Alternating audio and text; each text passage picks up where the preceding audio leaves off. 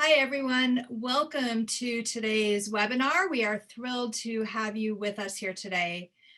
We are discussing the topic Decolonizing History, Racism, Exceptionalism, and Imperialism in the Discipline of History. My name is Professor Mona Siegel, and I will be acting as moderator for today's event, which is sponsored by the History Department. Before we get started, I have just a couple of fairly standard housekeeping announcements, just so we know how everything's going to work here.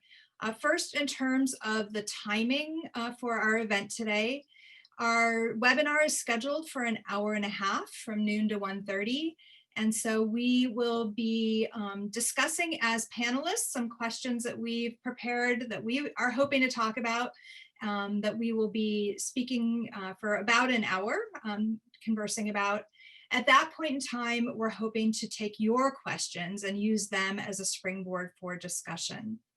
At the bottom of your Zoom screen, you may need to take your cursor and move it around a little, but you should be able to pull up a menu at the bottom of the screen. And one of the buttons there says Q&A.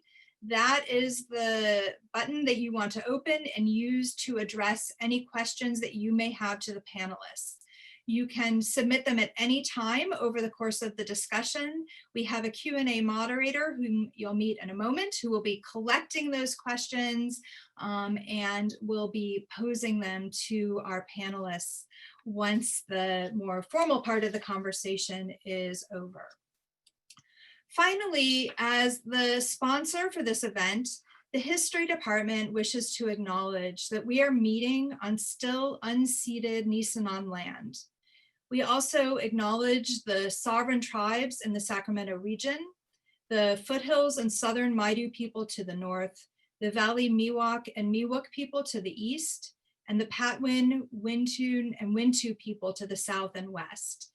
This history that has gone long unacknowledged by historians, by universities, by American citizens, is really one piece of the discussion that we are hoping to open up with all of you here today. So let me stop sharing my screen here. And I'd like to welcome my fellow panelists to join me on the screen.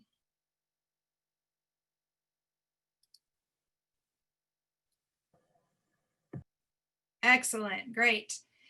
So it is my pleasure now to introduce the panelists to you. I'm just going to go in alphabetical order here. Maybe when I say your names, you can wave to people so they know who you are. So first, my newest colleague of the bunch, Dr. Antonio T. Bly. Dr. Bly is the Peter H. Shattuck Endowed Chair in Colonial American History here at Sac State. He earned his MA and PhD from the College of William and Mary and his BA from Norfolk State University. His research explores early American history and intersections of race, servitude, slavery, and print culture. Dr. Bly has several interesting forthcoming publications, including one titled Able and Willing to Bear Arms, Indentured Servants and the Coming of the American Revolution in Virginia, and another titled Indubitable Signs, Reading Silence as Text in New England Runaway Slave Advertisements. That will be appearing in Abolition and Slavery. Dr. Bly is also currently working on a documentary history about Native American fugitives in the land of their ancestors. Next is Dr. Brendan Lindsay. Want to wave, Brendan? Dr. Lindsay is an associate professor in the Department of History here at Sac State, specializing in California history. He received his PhD from the University of California, Riverside, where he studied 19th century Native American, California, and United States history. His research focuses on the genocide committed against California Indian people during the Gold Rush era. He is the author of the fabulous award-winning book, Murder State, California's Native American Genocide, 1846 to 1873. Dr. Lindsay is currently working on 2 book-length manuscripts because one's not enough, right? The first on child stealing and sex trafficking on California Indian children, in the 19th century, and the other on strategies of cognitive dissonance reduction employed by commissioners of Native American genocide. Next, we have Dr. Michael G. Vann. You want to wave? Thank you. Dr. Vann is a longtime faculty member at Sac State, where he teaches surveys of world history and Southeast Asian history, as well as courses on imperialism, genocide, and Cold War, and disease. Most of his work has been on the French colonial empire, but his current book project compares the representation of Cold War era mass violence in Vietnamese, Cambodian, and Indonesian museums. He has been awarded 3 Fulbright grants for research and teaching and has published several articles on disease, as well as the well-received graphic history titled The Great Hanoi Rat Hunt, Empire, Disease, and Modernity in French Colonial Vietnam. He is also the host of the New Books in History podcast. And last but absolutely not least is Kelly Kalitti. Kelly is pursuing an MA in history here at Sacramento State, and her interests are in the intersection of race, gender, and immigration in the American West. She graduated with her BA from California State University, Sacramento, and was the recipient of the Peter H. Shattuck Undergraduate Scholarship, as well as voted the top honors student by the history faculty. Her paper, Moral Internationalism versus Patriotic Isolationism, an ideological analysis of America's debate on the League of Nations, was recently awarded 2nd place in the graduate division of the Phi Alpha Theta Northern California Conference and earned the Sacramento State Faculty Graduate Writing Prize. So Kelly's going to disappear here in just a second, but like I said, she's going to be behind the scenes taking all of your questions. So please do keep Kelly really busy, put lots of questions in that Q&A box, and she will rejoin us in a little while in order to pose those questions to all of you. So by means of introduction, in mid-September 2020, which is to say about 2 months ago, President Donald Trump announced that he would be forming a patriotic education commission to develop a pro-American curriculum in the nation's schools. According to the White House, the goal of this commission is to promote the understanding of the United States was founded on the belief that life, liberty, and the pursuit of happiness are inalienable rights, and that throughout our history, the United States has strived to better our founding principles. The goal of this patriotic education, Trump said, and this is a quote on the White House page, will be to declare that the United States of America is the most just and exceptional nation ever to exist on earth. Donald Trump's statement boldly encapsulates the myth of American exceptionalism, the idea that America's history has unfolded differently than that of other nations. It suggests that America's revolutionary experience transformed our country into an empire of liberty, and that America's values and political system are worthy of emulation all across the world. This narrative downplays or ignores homegrown American violence and discrimination against its own citizens, and it frames American expansionism in wholly altruistic terms. The reason that Donald Trump and his supporters call for reinforcing patriotic education today stems from a shared fear that this narrative of American exceptionalism has long been under assault by history teachers who portray America's past as a long series of injustices. From genocidal attacks on Native Americans to the enslavement of African Americans to the mass incarceration of Black and Brown Americans in recent decades. The idea for the commission was also conceived to counter numerous public protests against monuments of Confederate generals, Christopher Columbus, and other American figures who are seen as representative of white supremacy, imperialism, and lost cause ideology. Now, these concerns about history lessons and monuments may feel really new and almost unique to this political moment that we're living in today, but in fact, they're not new at all.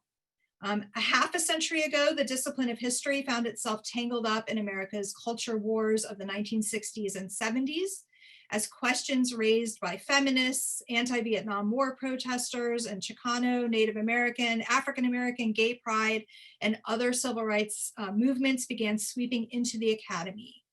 To counter the perceived Eurocentric basis of education, including the discipline of history, in 1968, students at our sister campus, San Francisco State, launched a student-led strike to demand the establishment of an ethnic studies department. So this was a correction to Eurocentric history.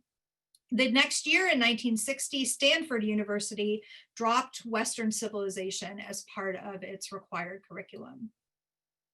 History lessons evolved considerably over the last quarter of the 20th century, but not everyone was happy with the changes. And some of us are old enough to remember in 1994, when Lynn Cheney, who was the former head of National Endowment for the Humanities and wife of the Republican Vice President Dick Cheney, issued an absolutely scathing attack on new history standards that had been drafted in response to calls for more inclusive and global history lessons.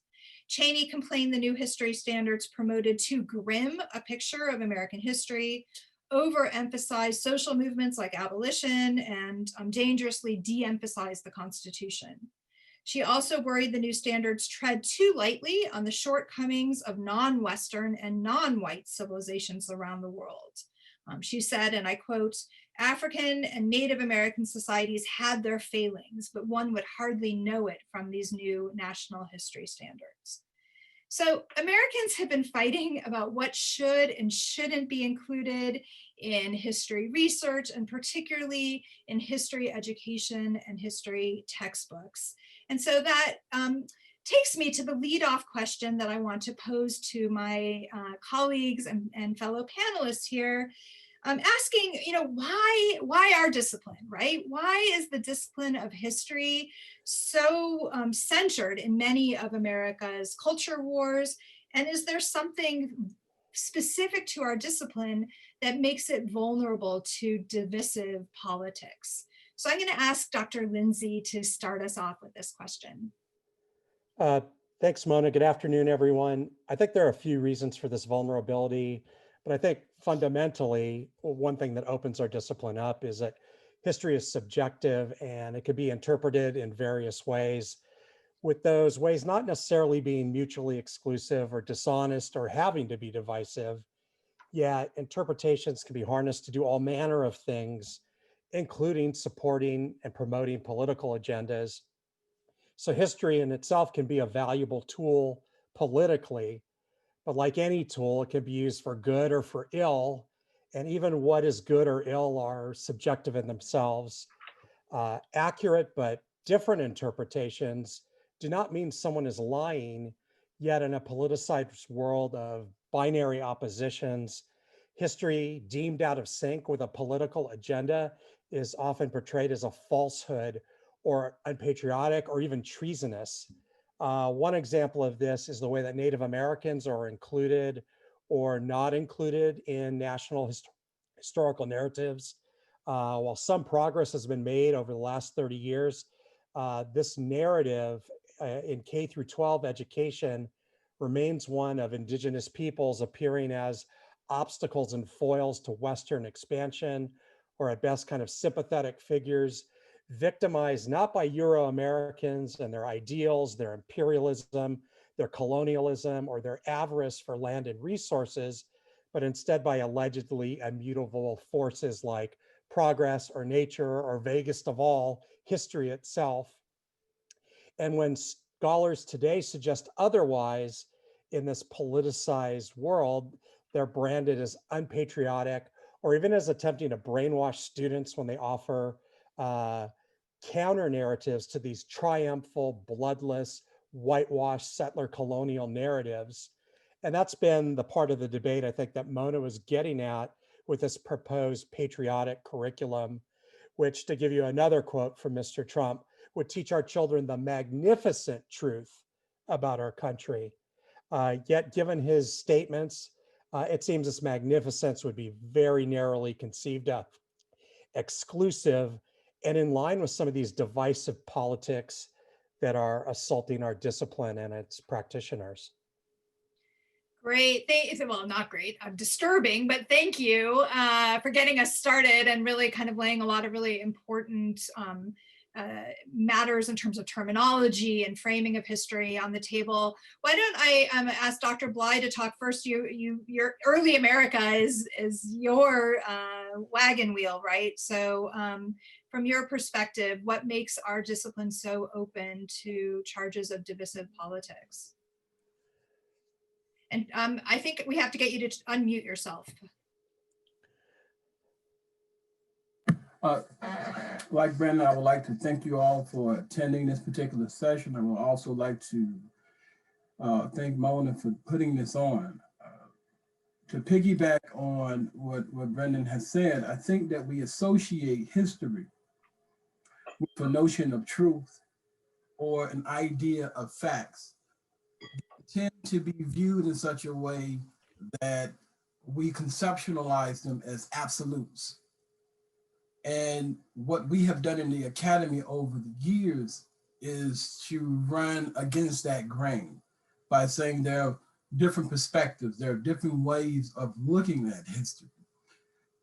And history is an essential aspect to the academy. I think that one of the reasons why history probably is under attack the most is because it is the beating heart of the university. And what I mean by that is history is concerned with the big questions of the who, the what, the when, the where, the how, the why. And when we deal with those particular questions, we are defining the nature of human understanding. And so, of course, it's going to be history that will come under fire by individuals like Ms. Cheney and others, because what is really being attacked is our perception of the world.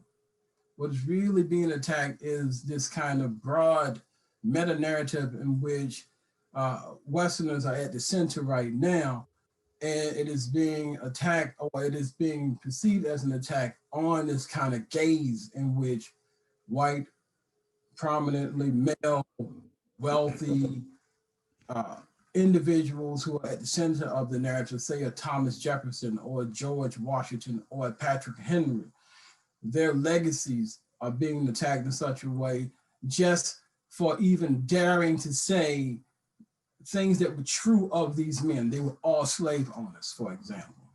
They all owned slaves. They all had a sense of identity that was tied and wedded to the institution of slavery. And to interject slavery into that conversation is in some way an insult. It's perceived to be an insult. And yet, to go back to your earlier comment about we need to teach the Constitution. Yes, let's teach the Constitution. Let's talk about that 3/5 rule that's in the Constitution and why we have that particular passage. Let's talk about the traffic of slaves and the institution of the slave trade, which is also embedded in that document. Let's talk about fugitive slaves as well. If we're going to have a conversation about the Constitution, let's look past the words. Let's look at the context. And that's what history does. History forces us to think critically. And sometimes that can be difficult and painful, especially for individuals who are concerned with looking at the past in one kind of fixed way. As you pointed out before, this is a song, this is a story that this is a debate that we've had before. And it will not go anywhere. We are caught in the throes of this kind of, let's have the good old story again right now. Give it 20 more years and we'll be having this conversation again. And if we're all here, we'll be a little bit more grayer, but we'll probably be saying the same things, you know. And so I'll stop there because this is an interesting topic I can keep talking about. So. Yeah, no, that's great. And we'll come at it from a lot of different angles here today. So again, I think you've gotten us started and, you know, kind of reminding us that, you know, even topics that may seem somewhat innocuous on the face, as soon as you start digging, like the Constitution, as soon as you start digging below the surface, already, you know, it's a matter of opening a can of worms and which worms you're going to let crawl out to some degree. So Well, I don't mean to use worms as my transition to calling on Dr. Van here. I usually think of rats when I think of Dr. Van, but anyway, I'll turn it over to you on that note. The rat guy, okay. Well, so history is political. I mean, it is probably the most political of all the academic disciplines. And also history is a central tool for the mythology of the nation state. It's central for the creation of nationalism. You can't have nationalism without history. And history is used to create what Benedict Anderson called a, quote, imagined community. And Anderson drew from the French scholar Ernest Renan, who wrote, "Thus, the essence of a nation is that all individuals must have much in common, and also that they all have to forget many things." And I think, Americans are really good at the second half of that, forgetting many, many things. As a world historian, not an Americanist, as a world historian, I'm shocked at how little Americans know about the rest of the world's history. And this ignorance feeds into silly notions like American exceptionalism and distances America from the American sense of self from other nations that would make for important comparisons. When we say United States, we think of America. Well, what about the Estados Unidos Mexicanos or the Republic of the United States of Brazil? Both settler colonial societies with histories of indigenous dispossession and genocide and slavery that would make for important comparisons. Why not compare the American Republic to the French Third Republic? Both deeply racist and misogynist Republican projects, small r Republican projects, right? Why not compare apartheid South Africa to Jim Crow America, as George M. Frederickson did, in a really important but sadly not as widely read book as I would like to see as widely read. Connections between American eugenics and the Nazi genocide.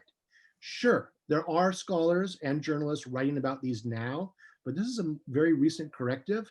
And every time you hear about these stories on NPR or something, people are just shocked. They never knew this history. So that lack of knowledge of the rest of the world. But fortunately, we have HBO.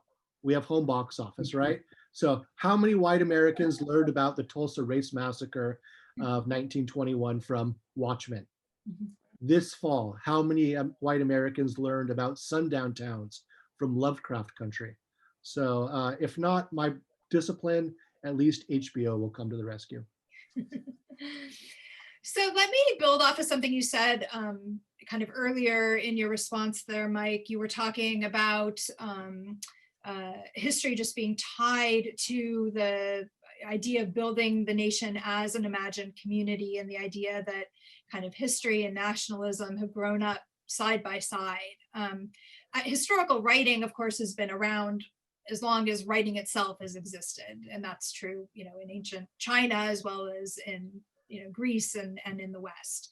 But European universities developed and professionalized the discipline of history as we practice it today in the mid to late 19th century during the rise of the nation state and nationalism, that sentiment gluing the nation state together. So let me ask, I'll go back to Dr. Van and then we'll jump back over, but Dr. Van, what is the connection between the creation of the nation state and the discipline of history? Well, historiography is as important as history. What is historiography for the uninitiated? It's the history of the writing of history. History isn't produced in a void. History always has a historical context. So sure, you said that history became professionalized as a discipline in European universities in the mid-19th century and then was exported to the United States as a discipline from Europe. What was going on in Europe in that time period? This is the rise of the nation state and the rise of nationalism. And these professors, historians, as they became professionalized, had that nation state paradigm, that nation state thinking. So as they developed the field, they focused on the nation state as the natural parameter for historical inquiry. They worked in national archives. They thought of French history as happening inside the French hexagon anything on the other side of the Rhine, that's German history, doesn't concern us. Same thing for the Brits and Germans as well. And this created a disconnect. It severed any connections um, between other parts of Europe, but importantly, other parts of the world. And even worse, this is the high point of, well, we start to get into the high point of European imperialism, and then the Industrial Revolution, which is this radical power imbalance between Europe and the rest of the world. And this nation state thinking continues to elevate the idea of the nation state. So people that are not in modern nation states, i.e. the rest of the world, Asia, Africa, Oceania, Latin America, although that's a little more problematic, they're deemed backwards. What Hegel, the German philosopher Hegel, called the people without history.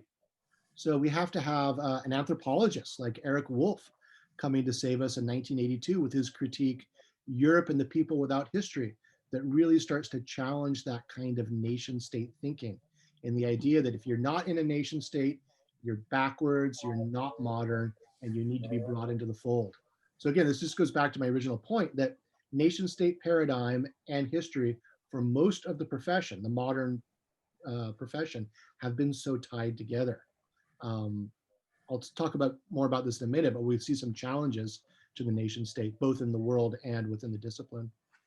Great, thank you. Yeah, and so, I mean, you did a really nice job of centering this question for us in a kind of Western European context and how Europeans were looking then at the rest of the world.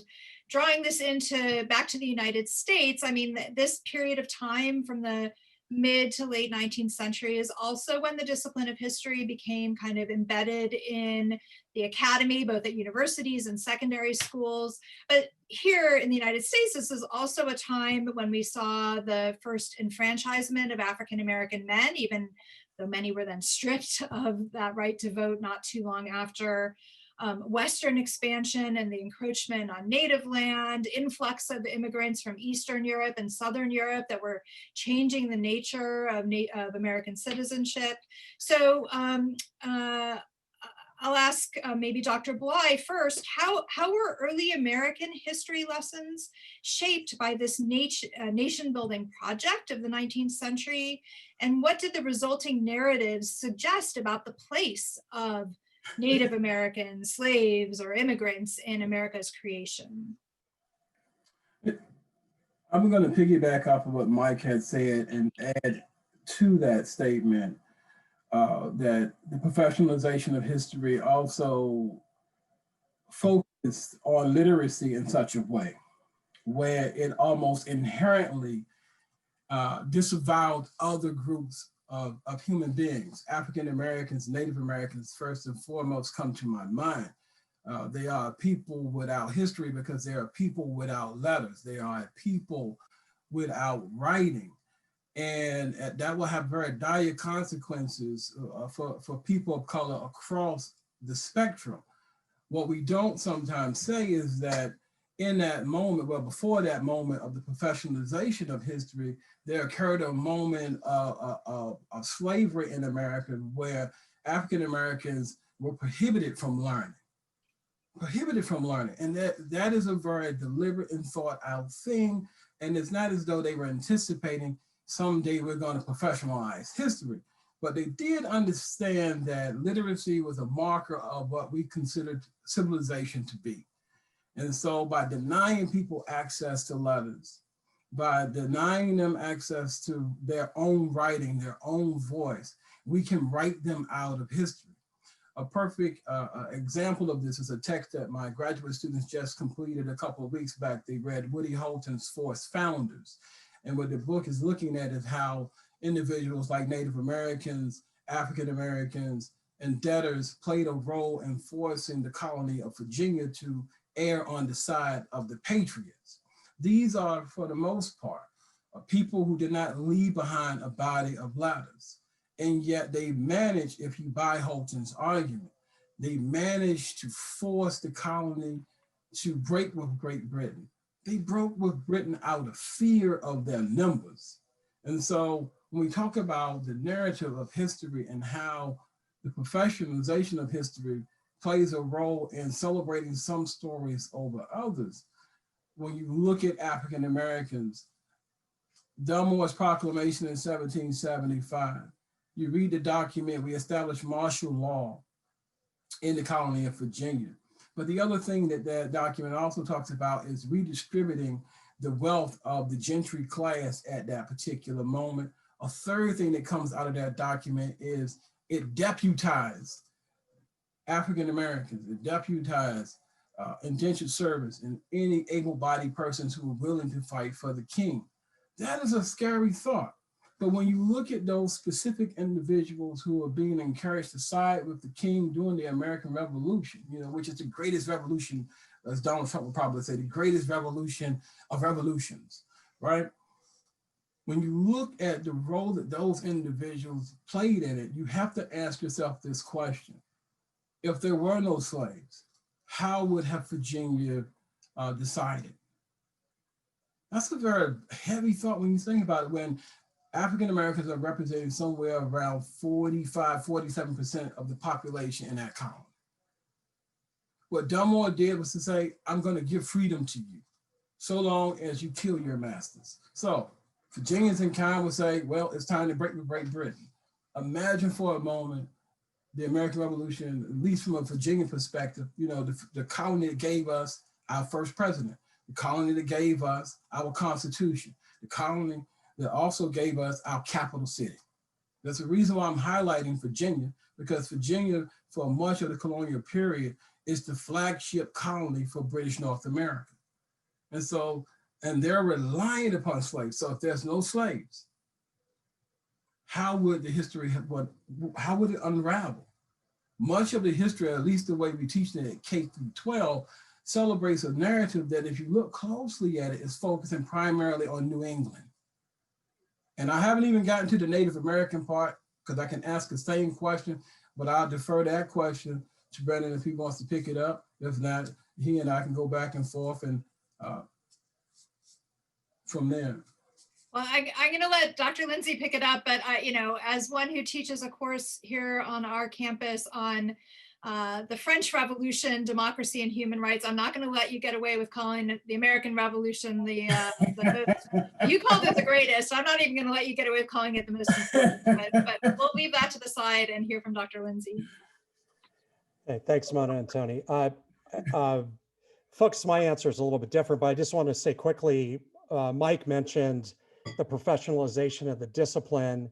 And thinking about the 19th century, George Bancroft, the premier historian of the 19th century in the United States, trained in Germany at Göttingen, at some other universities. He knew Hegel, studied with them. He knew Goethe. He knew many of the prominent kind of German intellectual figures in that. He comes back to the United States and he sets the tone. And by the way, he's also a diplomat, and he's a founder of the U.S. Naval Academy. I think it comes to mind. He is the paragon of white privilege in the 19th century. He went to Exeter, he went to Harvard, he gets into government, he writes our history, and he tools policy in line with the history. Meanwhile, for me, thinking about nation building, the aftermath of the American Civil War comes immediately to mind. A group of historians, collectively known as the Lost Cause historians, who were often Southerners, often members of the Confederacy themselves. They created historical narratives that glorified Southern honor, and they focused on the South's defense of states' rights and Southern lifestyles and traditions in the face of an aggressive North that kind of needlessly and selfishly threatened these things and led to the Civil War. And slavery, when it's mentioned at all in these narratives, is always of secondary importance at best. It's described as an institution that was dying out of its own accord. It was an institution that promoted the health and welfare of the slaves, and in some sense it was civilizing them. And so in this historiography, the Lost Cause, it was created in the name of reunion as the nation tried to reconstruct itself after the war. and people essentially let it go unchallenged. It became the master narrative of not just the Civil War itself, but really the antebellum period, and even what the revolution meant, and that what compromises on slavery were kind of made secondary or mitigated or even ignored altogether.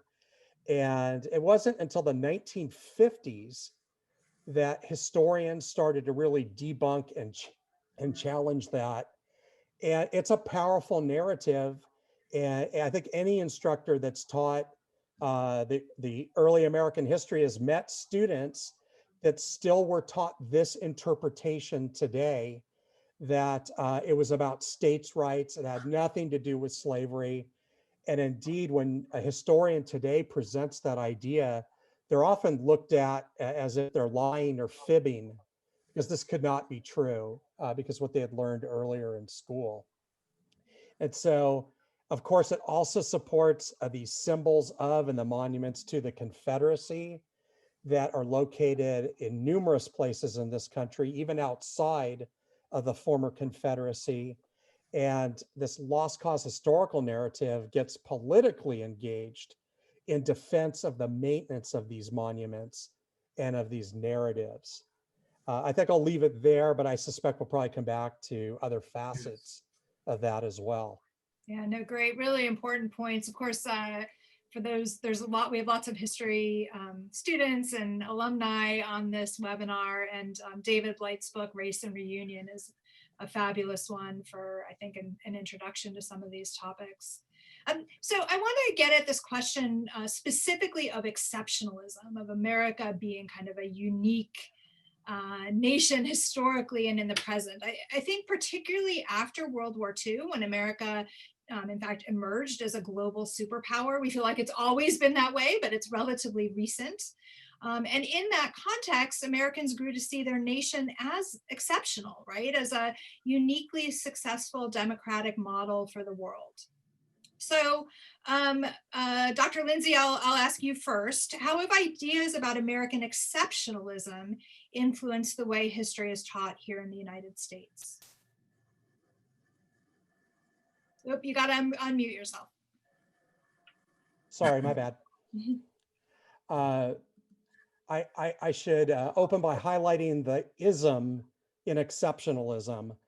American exceptionalism at its core is a belief system in which those who ascribe to it really try to fit in only historical figures, ideas, events that show the United States as admirably democratic, as purveyors and defenders of liberty.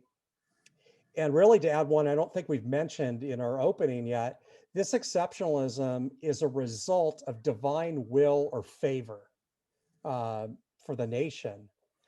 So the founding, the First and Second World Wars, the creation of the Constitution and the Bill of Rights, they're often taught in the context of this exceptionalism, especially in K-12 curriculums. And it's so much so that students in these history courses, when they come to universities, as I mentioned before, they seem to even doubt the simple facts of American history. And I'm not even talking to getting to interpretations of those facts. So for instance, students doubt that the United States is an empire and is in possession of one of the oldest colonies in the world, Puerto Rico. That's a fact. It's changed hands, and yet Puerto Rico is a colony. The Constitution does not contain the word democracy. They're stunned by that. That 2 of the 3 branches of government are not even chosen democratically. Stunned by that as well. That more people were left out by the founders in their We the People vision for the future of the United States than were included in that. Or that the United States was only a reluctant belligerent in World War I and World War II.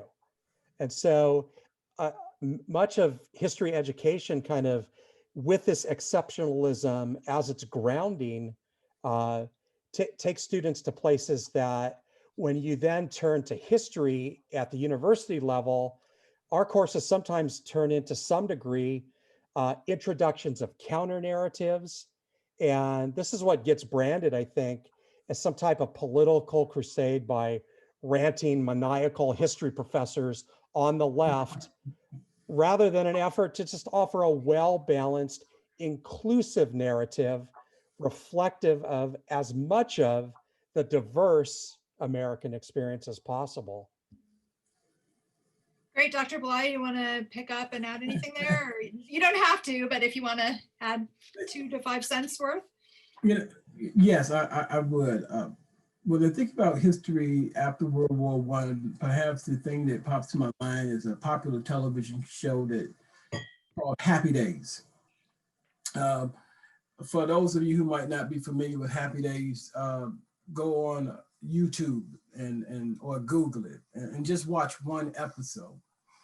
It gives you this kind of nostalgic vision of America. But before I get to that vision, what is taught K through 12 is this history where America saves the world from itself. Europe and the West had fallen into fascism, Nazism, and other isms. And had it not been for American intervention, those exceptional Americans, had it not been for those individuals, who knows what we would be? We might be well, the rest of the world, that is, because we would be safe, of course, because we're exceptional. But Happy Days is the show that happens after the war, that glamorizes the past in such a way where, for some strange reason, there are no Black people there. For some strange reason, women are happy homebodies. For some strange reason, kids do not rebel against their parents. And so when we start talking about this kind of exceptionalism, I think there are phases of it. And one of the phases that comes out of the post-World War era is this kind of gaze in which people are rendered invisible, deliberately so, for a larger narrative in which prosperity is celebrated, family is celebrated, consumerism is celebrated, consumer culture is also being celebrated. Thinking about transistor radios, television, things, and popular culture is being created. Go back to something that Michael has said, a new imagined community is being created through our information technology. But what's buried by that image is the civil rights movement. We go back to what Brendan had said. Very seldom, at least when I was a kid, and my son, who's now in his 20s, was it taught that the civil rights movement coincided with this kind of post-war era. We treat it like it's a shadow box, or if we treat it at all. And then, as Brendan had pointed out, not until you get to college do you find yourself in a class where a professor, an insane person, insane man, woman, whatever, is in there saying, you know, there was this thing called the civil rights movement. And it set the stage for so many other reforms in this nation, become a more perfect union. Or dare you take a class like in African American Studies, you would discover that there's whole sections, if not chapters, on this subject. And so the question for me is kind of multiplex in the sense that we save the world, and in saving the world, we earned the right to tell the world, or to tell the world to model itself after us. That's what we're dealing with now. This is partly why leadership today in the West is looking at Trump and saying, my goodness, what is this? He doesn't fit the typical mold. He is something that is different, but he is something that is incredibly problematic, but he's also something that is deeply scary. Because what he is saying to the world is like, America only, America first, as he's commonly said. And it's still saying, as you and I sit here in this meeting. And so again, when I look at this question, it's about, what is the price of exceptionalism? Racism is the price. Sexism is the price. The disenfranchisement of people is the price. Go back to your earlier question, and then I'll defer. African Americans are still looking for the franchise. They're still looking for the franchise. So when we say, well, we've been enfranchised, it's like, it's a little bit more complicated than that. It's a little bit more complicated. And so this whole idea of exceptionalism focuses on a few at the expense of the many. Good. Yeah, I appreciate those comments, and your comments at the end got me thinking about a book I just well, it's a recent book that I just read in the midst of the election turmoil this year. Carol Anderson's book, One Person, No Vote, looking at the really contemporary history of disenfranchisement that is a direct correlation to what's been going on for decades. So I want to build off of something else that Dr. Bly said to turn it over to Dr. Van here. You were pointing out how in World War II became this narrative of the United States saving the world from itself. And, I know my students are often shocked to discover that, World War II didn't really start turning around on D-Day when, the Americans landed. It was at Stalingrad when the Russians dug their heels in. And so that makes me want to ask you, Dr. Van, here at Sac State, and really almost all over the country, we teach US history and then we teach world history. They're two separate things, right? At all levels. So why is this the case? And do you think it really distorts our understanding of the place of America in the world? Yes. And it's part of it's just institutions need to organize themselves and come up with some sort of coherent structure for the department. But it's also that hangover of nation state thinking. And what's really shocking when I first came to Sac State, and some of these legacies are still here in our catalog, is the way in which the Western Civ model infected even world history. Now, the Western Civ curriculum developed, again, in Europe, primarily in Britain, at the end of the 19th century, at the point where the British Empire became the most powerful empire in the world. And it was the intellectual justification for the British Empire. It had this imagined, very racialized view of history that was a straight line from Greece and Rome to the Renaissance. Kind of forget about that Dark Ages nonsense, just put that out there. And then to the Enlightenment, and then to the Atlantic revolutions and the Industrial Revolution. And it's this Whiggish teleological narrative of everything getting better that culminates in the triumph of the West, and particularly the triumph of Britain. And it is, again, an intellectual justification, rationalization of imperialism that sort of is this is the history that explains why Europe is so powerful, but it also marginalizes the history of much of the rest of the world and creates this disconnect. Well, how did Britain rise to power? Through the slave trade, through selling opium in China, a whole series of global connections that are actually a little, shall we say, problematic, as they say on Twitter, right? And that kind of thinking infects the way in which Western Civ was adopted in the United States as a curriculum, first by Columbia at the end of World War, or during World War I, as the United States began to become a world player, first with the wave of colonial annexations in 1898 in Puerto Rico, Hawaii, the Philippines.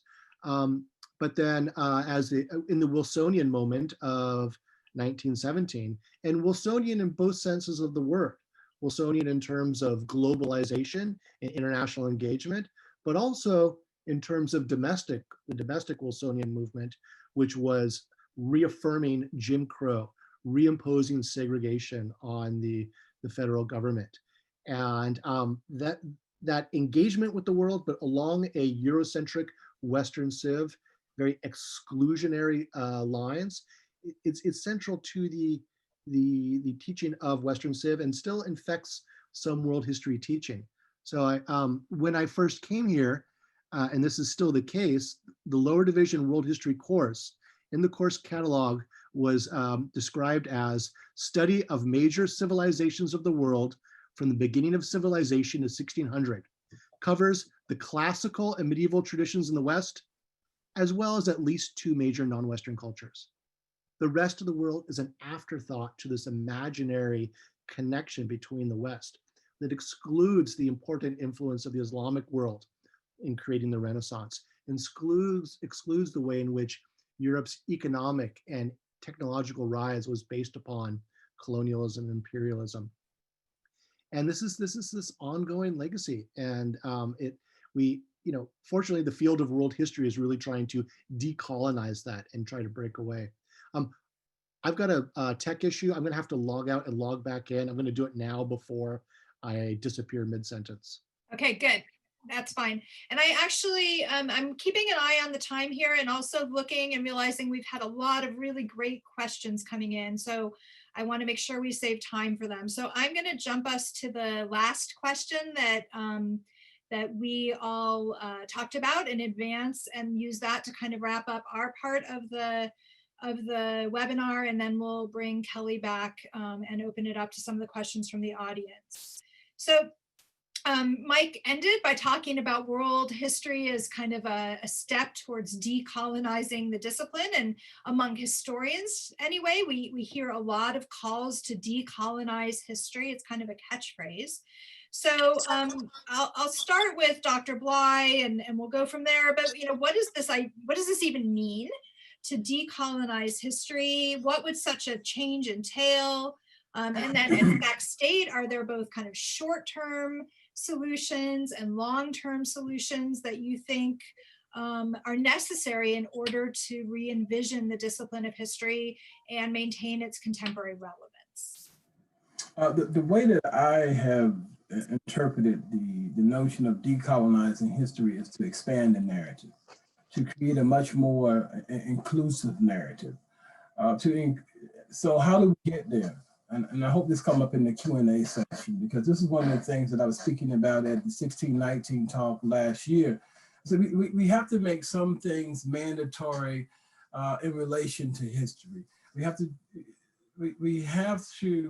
teach the narrative as one in which we include the different groups of Americans more central to the narrative than we have in the past.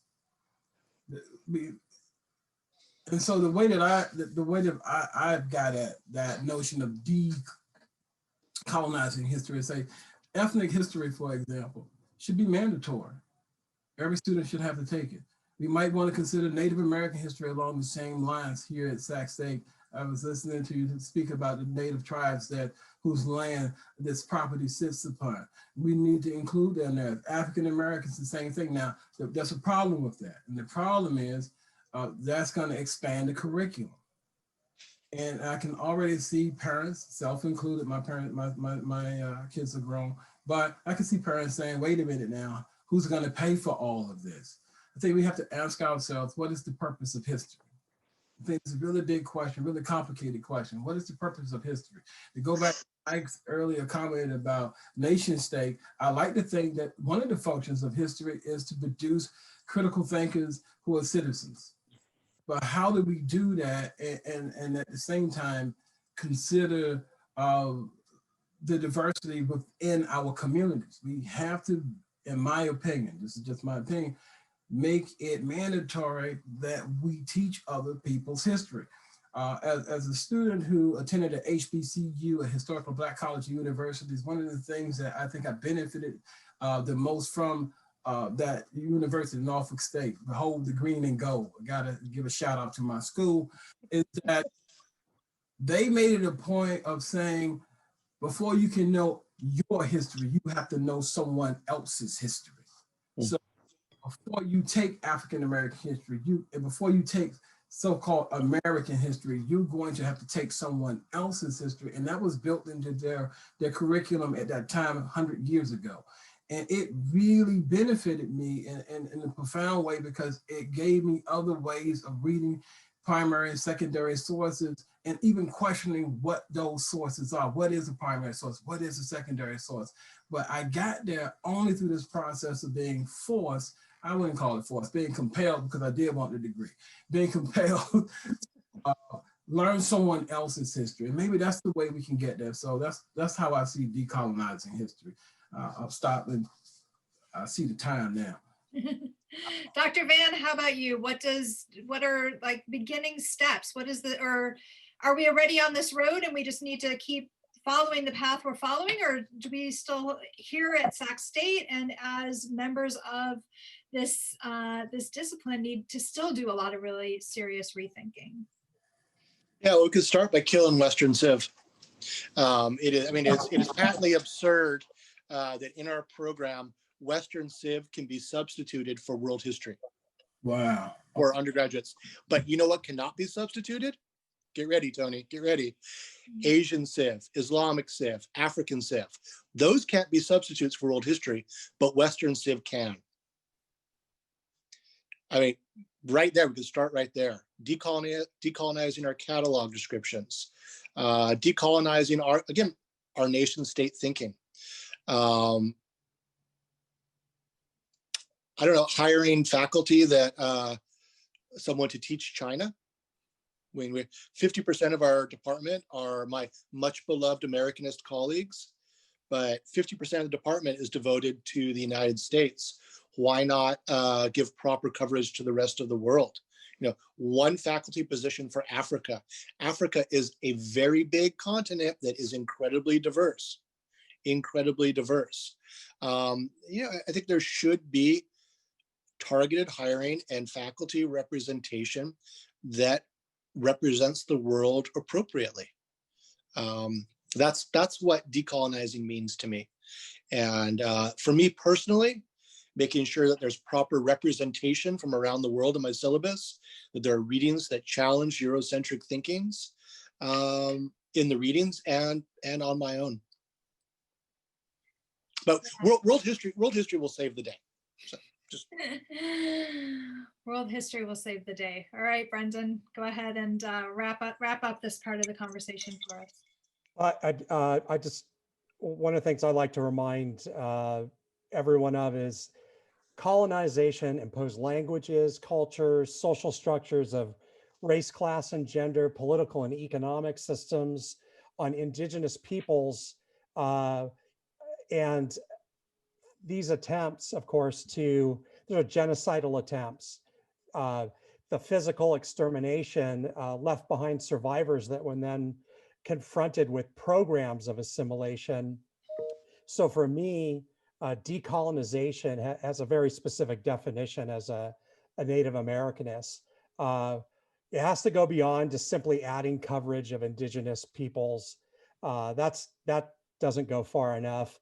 It's recognizing that there's not one size fits all to strategies of decolonization, because indigenous peoples in North America alone are hundreds of native nations, all distinct from one another culturally, linguistically, spiritual beliefs. It's understanding that decolonization is not an effort to build a time machine to return indigenous people to some point in the past. It's about the present. It's about healing, recovery, and justice in the present. And it's also about scholars trying to engage in this process, thinking about challenging their own assumptions. And I'll use myself as an example. I'm a white male. I'm a member of the colonizer group. I'm a scholar who can suffer from tunnel vision and the limitations of my scholarly training. And so I have to be reflective in that.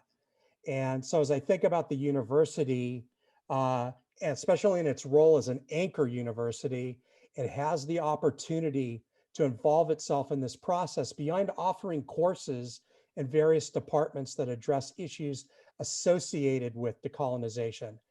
Decolonization simply discussed is not worth very much at all. So we need programs that reach out to indigenous peoples in partnership, that seek restorative justice, that invigorate native arts and cultures, that aid in the recovery of language. And this should be on the minds of everyone interested in the university enacting real change relevant to decolonization. Yeah. Mona, can I just add on one thing, and really to make a pitch for my colleagues and for the CSU system? I'm really proud that the CSU system now by law will be requiring courses that cover ethnic studies subjects. I think this is fabulous for the system. It's much needed. And it's really important to recognize that my colleagues like Dr. Bly, my colleagues like Dr. Lindsay, teach courses that cover these subjects. And history can play a very important role in making sure that California State University students have this education in ethnic studies. Great, thank you, all of you. And, I think, in addition to, looking at ourselves and the courses we offer and how we frame them in the catalog and then teach them in the classroom. And then Dr. Lindsay's point that it's really not only just about the education, but the university's place in the broader Sacramento community as well, in terms of what those history lessons entail today. So thank you all. I want to invite Kelly Kalitti to turn her camera back on. You guys don't know this, but Kelly has by far the most difficult role to play here today because while I haven't been able to look closely, I've seen lots of really fabulous questions come in, and I don't think we're going to get to all of them. But Kelly, hopefully you've gotten to look through them, and maybe you can start us off with one that's maybe representative of broader questions that a couple of people seem to have shared today. Yeah, so one question that keeps coming up with many of the attendees has to do with K through 12 education. So the panelists have all spoken really eloquently about actions that we can take both at the university level and in society to work to decolonize our history. But attendees are really curious, what can we do at the K through 12 level? So teachers, parents, what can be done at that level? Great, we can start that at lots of different directions. And I know all of you have been involved with, ongoing history, teacher training and all of that. Do any of you want to jump in first on this question? Brendan, why don't you go ahead and start? So in California, we kind of have a luxury of having a state curriculum, right? That's been around and social science standards, which a lot of states don't. I think Texas and Massachusetts are the other ones I'm certain of. But the K through 12, it's such a challenge because the parent-teacher relationship. There are parents who will not accept some of the difficult subjects that, and so I want to recognize that we're not trying to say it's easy for teachers K to 12 to do some right thing, or that they're even doing the wrong thing. But these are difficult subjects that there's blowback and payback against teachers. Again, for the same reason there's blowback and payback against university professors who, as Tony mentioned, take these people that have been heroized in our history and somehow try and chip away at this edifice, or these hagiographies we've assembled around them. And so it's a tall order. I don't know if I have an answer other than to celebrate the efforts of those that try, because we're in a society now, we're in a terrible pandemic and people don't even want to wear masks. Can't even get them to do that. It's a tall order to get them to accept the teaching of slavery or the murder, rape, and enslavement of Native people during the gold rush. And so it's a hard thing, and maybe it has something to do maybe with tenure systems and standards for K through 12 teachers that can allow them to speak truth to power, and that power being the parents or parent-teacher associations or administrators that, just like the smooth, calm waters of a vanilla narrative, and I mean that whitewashed narrative, that provokes nothing but the good feelings or those happy days that Tony mentioned, the good old days. And the good old days are not good, right? If you study, they're not good. So that's my kind of acknowledgement. I didn't and don't mean to ever criticize the efforts of our colleagues K through 12. Yeah. Let me just add, I'll turn it over to you. I'm going to just have one more. We'll have Dr. Van speak on this, and then we'll take another question. There's so many there that I don't want to dig down, unfortunately, too deep, although maybe we'll do a part 2 of this talk next semester and keep the conversation going. But Dr. Van, did you want to add? Yeah, well, I just want to point to the strength of our department's pre-credential program, a specialized track within the major designed for future high school teachers that make sure they have the content mastery of these subjects. So not to throw her under the bus, but my wife taught middle school for 15 years, taught history, did not take a single history class as an undergraduate. Admittedly, she's brilliant and she had a ringer at home, but she didn't know the content that well. Fortunately, I was feeding her my revisionist world history take on everything. But our pre-credential track is clearly designed to give future teachers this content knowledge, and is not regurgitating these old American exceptionalist and Eurocentric narratives in world history. We also, a number of us do work with the California History Project and the UC Davis History Project, where we go out there and work with active high school teachers and give them examples of what current historiography is on various subjects, oftentimes really difficult subjects. And I think that we really are, as a department, doing the work to improve California schools. Yeah, and I actually appreciate your giving a plug to the History Project there, because I think there are a number of people attending this webinar who are currently teachers, so they're not going to go back and be retrained from the beginning. But I know, for example, one History Project teacher training that I did along with my colleague, Dr. Patrick Ettinger, looked at the question of imperialism. Well, he presented on kind of America and manifest destiny and imperialism here at home. And I talked about, European imperialism in Africa, and we gave teachers sources that could bring these two conversations together. So the History Project, I can't speak highly enough of it and recommend it to those of you who are teachers out there. But Kelly, why don't you go ahead and move us forward with another question? Yeah, our next question comes from an anonymous attendee. So they ask, if forgetting parts of history is essential for the creation of a nation, is recovering history damaging the conception of America? Fabulous, fabulous and really tough question. So taking us back to that quote from Ernst Renan that Dr. Van mentioned in the beginning, that the essence of a nation means remembering in common, but it also means forgetting in common. And that was a common argument made in the whole among lost cause ideology, right? That forgetting the pain of the Civil War was necessary for America to even move forward. So I don't know if we've got any easy answers to this one, but Dr. Bly, do you want to tackle this one? Sure.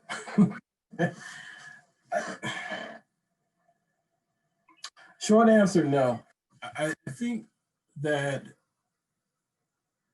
bringing up those narratives that we had forgotten only shows you how far we have come and how much further we must go.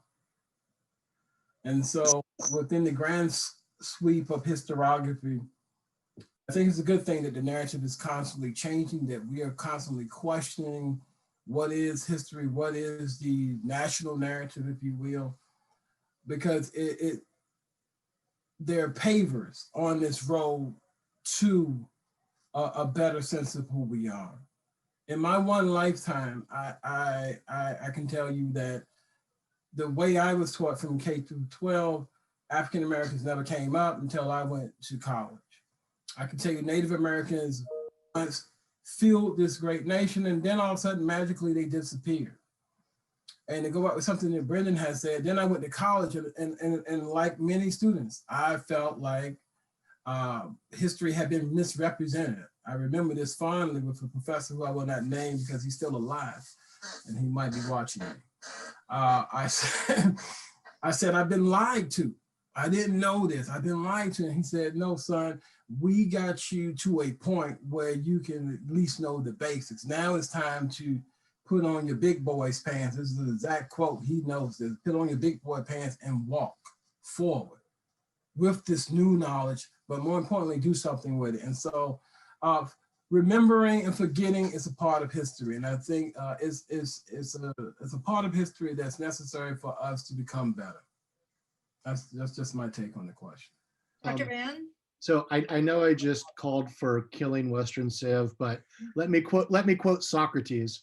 Um, the unexamined life is not worth living.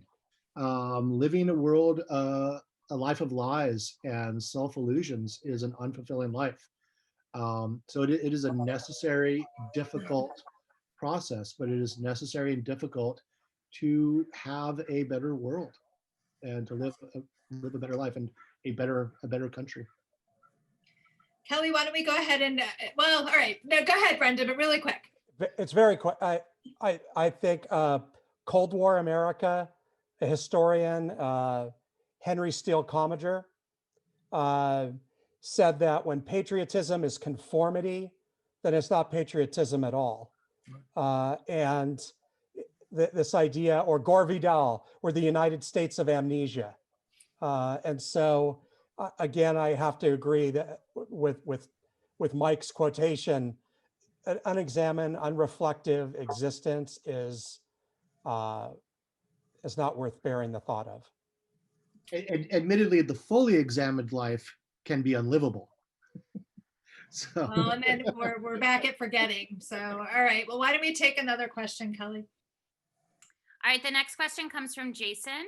So he asks, can a duality exist where an important historical figure such as Washington or Jefferson be acknowledged for their historical impact, but also be condemned for the negative actions that they took in their life?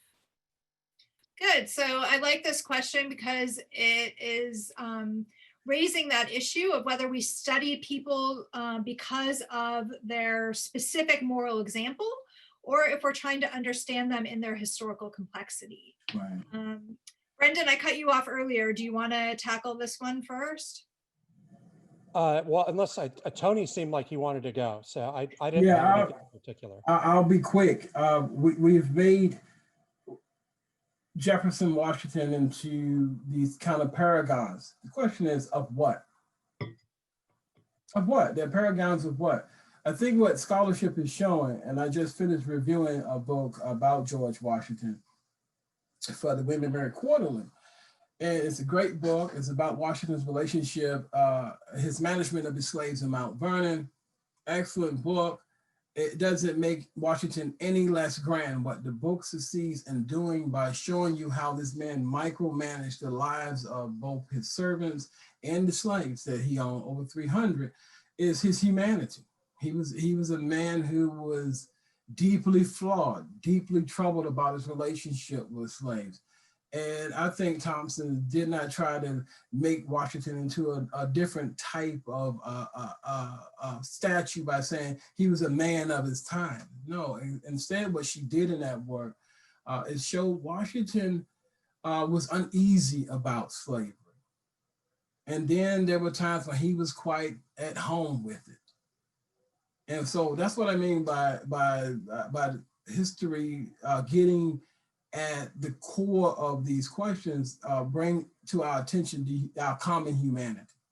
So he's still George Washington. He's still the first president. He's still the leader of the intercontinental forces, but he's also a slave owner. You know, he's also a slave owner. He's also a man who enjoyed it at times and didn't enjoy it at times. We don't talk about the Washington who owned servants, and he didn't treat them any better. You know, students always think just because they're in a very limited sense, they're white, that they're white. I got news for you. No, you're not.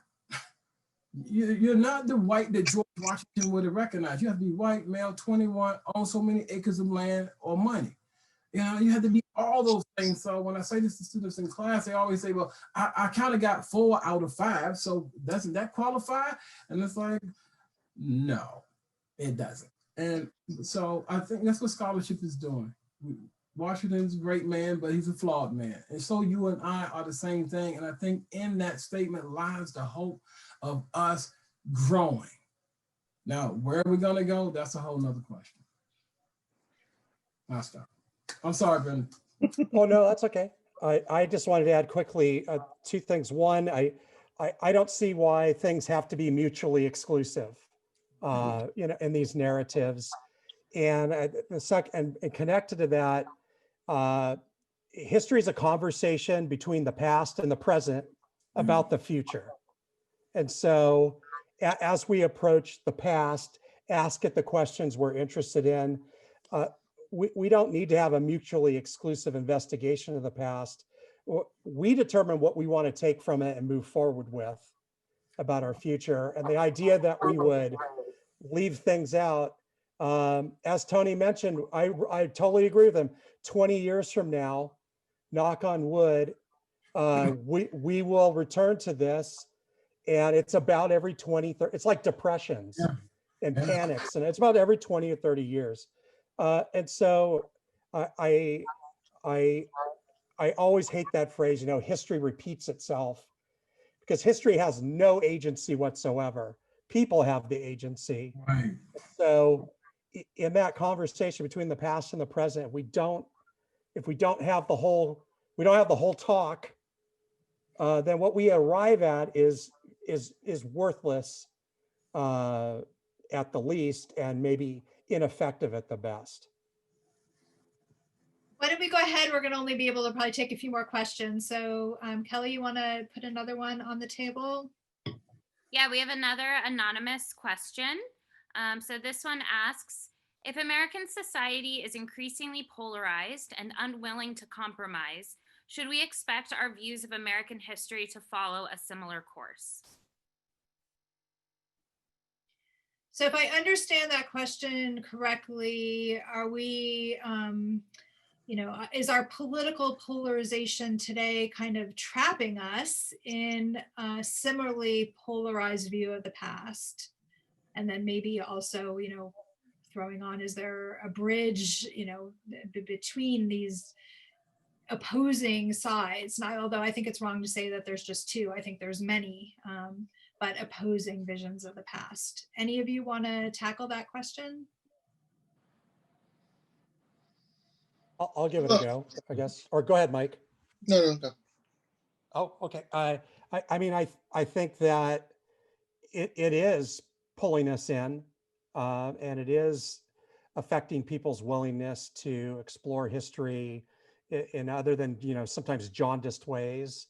And I think as in our role, the best we can do is continue to use the university as a way of, increasing empathy in our students for a broader set of perspectives than what they came in with. And I don't think we should, engage in some kind of indoctrination campaign, but we should offer those perspectives, particularly thinking about what Mike has talked about. This global perspective is key.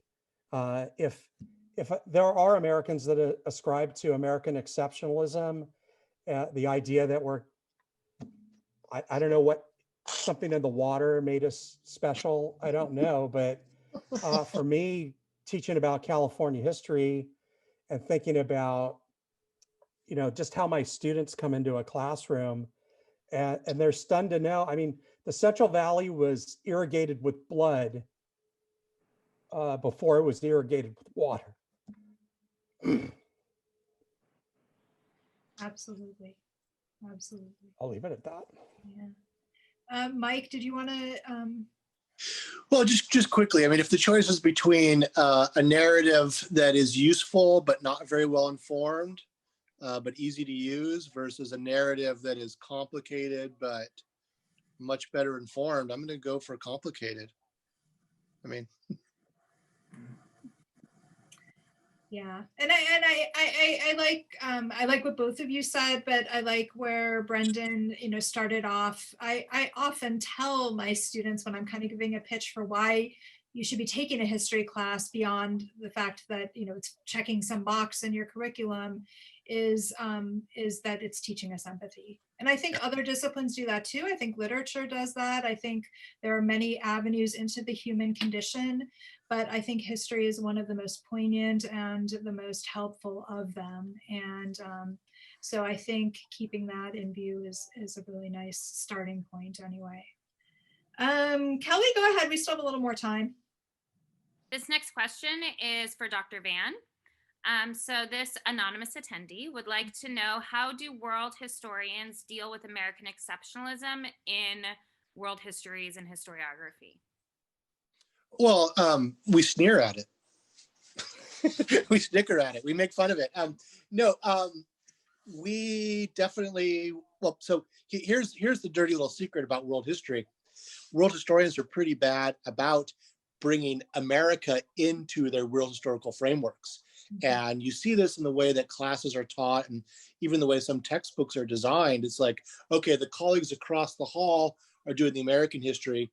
So we teach the world except for this little area that's cut out of the 48 continental states, right? That said, I think that some of the most recent work coming out of the field of Atlantic studies and also with sort of the global turn at the American Studies Association with Kaplan. Is it Amy Kaplan? Alice Kaplan? Amy Kaplan? She's an American historian who worked on the American annexation of the Philippines. That there needs to be serious work integrating the United States into the world history narrative. So if we look at a book like Sven Beckert's Empire of Cotton, that is probably the most successful fusion of American history into world history. It is really seamless. But I'm probably one of the first to admit that world history courses have historically been pretty bad on American history. I've tried to work around that. You know, for example, I wrote a anthology of primary sources for 20th century world, and one of the first documents in there is from W.E.B. Du Bois from The Souls of Black Folk, talking about the color line wraps around the world. So there's work to be done, and I think it is being done. Yeah, I know from my own perspective, this is the question that's causing me the most introspection right now when we talk about what do we need to do in our own classrooms and as a department. I definitely am guilty of teaching the world minus the United States. And, you know, part of it is a lack of time, right? A lack of time to cover everything I feel I need to. But I'm realizing not just what a disservice I'm doing to my students, but what a disservice I'm doing to myself and my own understanding of history. You know, to talk about white settler colonialism elsewhere and not talk about it in the United States is to really distort and understanding of big global processes. So I know, you know, all I can say is that I've got work to do, and I'm really glad the person posed that question. We probably have time for one or two more, Kelly. So there's another question that keeps coming up, and it does have to do with President Trump. So just essentially the idea that as President Trump continues to talk about American exceptionalism, how will this impact future historians? And are there historians who are currently writing in this American exceptionalist paradigm? Good. So or not good, but the political moment that we're in and this real emphasis, I mean, the idea of make America great again is based on the premise that America was great at some point, and that needs to be recaptured. Maybe that's I didn't think all roads were going to lead back to happy days today, but maybe that's where we're at. But you know, any of my colleagues, you know, is this line of thought having a real influence on our discipline? Is there a strong backlash against it in the discipline? Or do you think our conversations are kind of just taking place on a different plane at the moment? Well, I'll start one by saying that there are histories written in this way, but they're typically David McCullough and his 1776 is pretty recent. Many of you know who Stephen Ambrose is, the late Stephen Ambrose. I was working on a railroad historiography the other day and read a statement by him. He described the Transcontinental Railroad as two bodies of men fighting their ways across an inhospitable but unpopulated land. So, and that's a bestseller. And so David McCullough is not usually, Ambrose is a historian by training, went to Wisconsin-Madison, I think, actually, Mona. So, but David McCullough is, doesn't have a history degree, but of course his books have produced the John Adams miniseries and produced the best-selling 1776. I think in the academy, it's not typically written that way, but what the public can access is often pop culture, is often historic sites, is often not the productions of an ivory tower.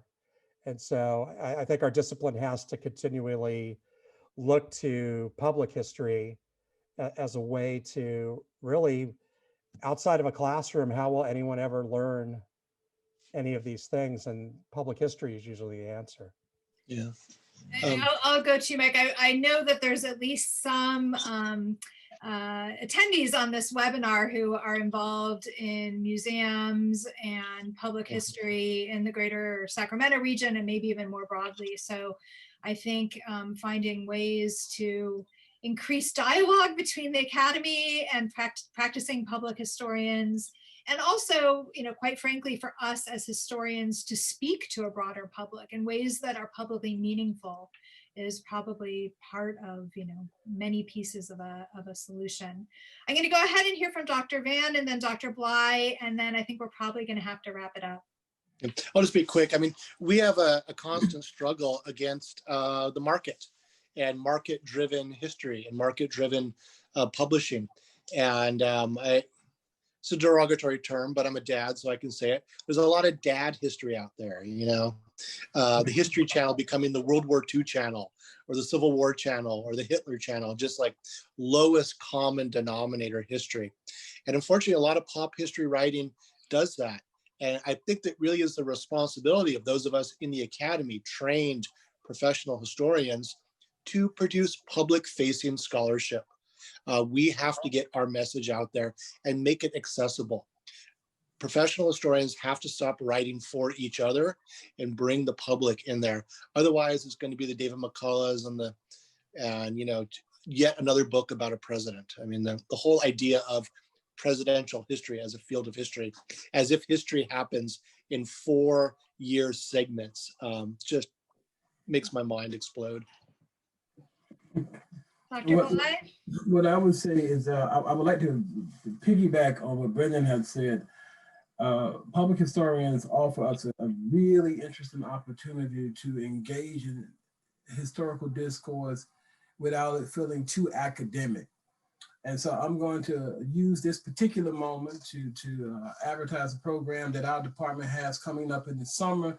We have a summer residency program where we are working with the College of William and Mary and the National Institute of American History and Democracy to send graduate students over to do public history in the East Coast. This is a great opportunity for us to not only get the traditional narrative about people like Thomas Jefferson, George Washington, Patrick Henry, and the like, but also to get it in such a way where it becomes very multidisciplinary. I think that public history has the potential and has certainly demonstrated, in my opinion, to challenge the way we think, while at the same time working with what people think they know. And so what better place than some place like Colonial Williamsburg or Sturgis Village or Monticello to go to the man's house and talk about what you think you know about Jefferson and then have to confront the geography of Monticello, which was a mountain that was leveled by slaves. And so it's a great opportunity. You can go to the Shattuck Endowment website to get information about the summer residency for those graduate students who are interested in it. And this is another way in which I think we are engaging history and making history relevant, alive, rather than some dead thing. And on that note, I will turn it back over to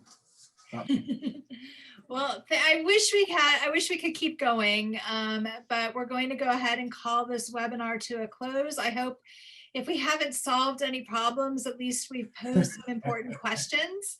I know that we as a history faculty at Sac State are going to continue these discussions going forward and do so with our students in our classrooms. And so I just want to, on behalf of the department, thank all of you for joining us here today and to wish you all a fabulous end to the semester.